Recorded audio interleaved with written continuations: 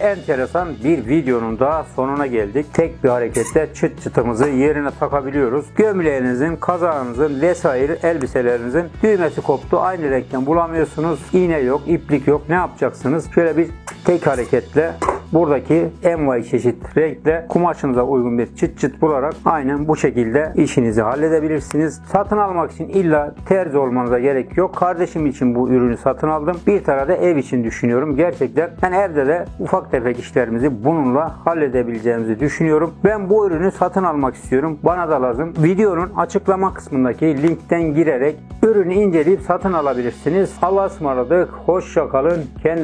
Kendinize çok iyi bakınız. Bir dahaki videolarda buluşmak dileğiyle. Eyvallah. Görüşmek üzere.